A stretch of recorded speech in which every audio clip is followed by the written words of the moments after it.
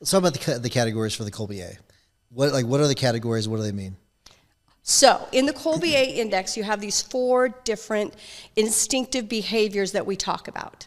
Each one of them looks at a different way that we approach problem solving or making decisions.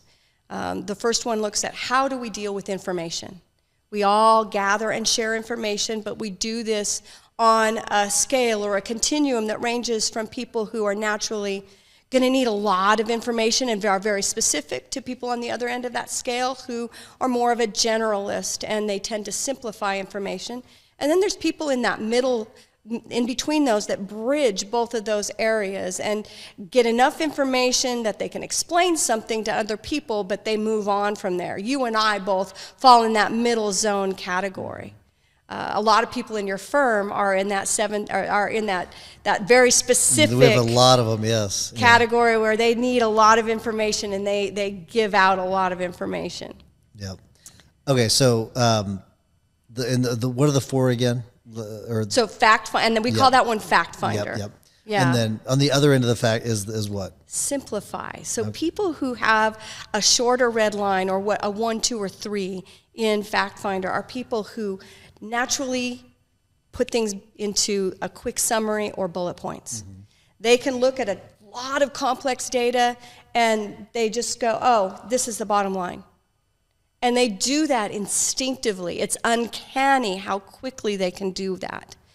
It tends to make people with the longer red line uncomfortable because they're like, how could they possibly know that? They didn't read all of the stuff. They don't know all the details. And people who have that 1, 2, or 3 just don't instinctively need that. You brought a visual aid. Will you show that? Yes. So, because when you're talking about the red line.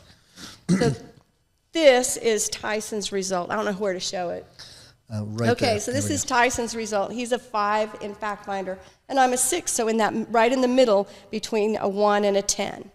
And so there's both ends of the spectrum on that. Yeah, what was interesting is you had talked about how, like, in the extremes, those might mean certain things versus, and I don't know intelligently how to explain it the way you did, but how, like, in the extremes it means, like certain things versus when you're not in the extremes. Will you talk about that a little bit? I will, and I did bring that chart. Oh, nice. I don't know if you want me to show it or not. Oh, I'm fine with that. You can tell me Yeah, absolutely. if this will work or not. Used to having slides in a computer. No, not that. And we can absolutely put it on the screen. Okay, so this is it. And so there's 12 different Colby strengths. And so each one of these extremes in Fact Finder, you either specify or you explain or you simplify information.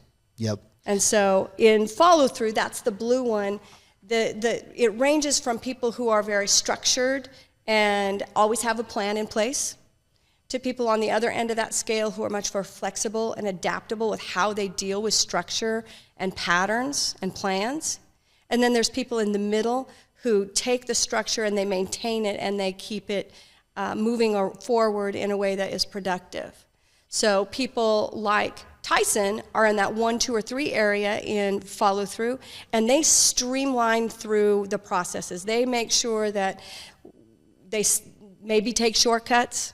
Never. I would never take a shortcut. 1, 2, skip a few, 9, 10, all that's done. Right, exactly right. Exactly. More like 9,900, but that's, yeah. Okay, 9,900. I've heard that too, but I was, trying to be nice. Yep.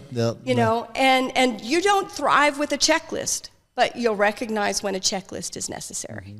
Which is funny because we operate on a lot of checklists in our firm, which is, you're right. I don't like following checklists. You're absolutely right. That's 100% right.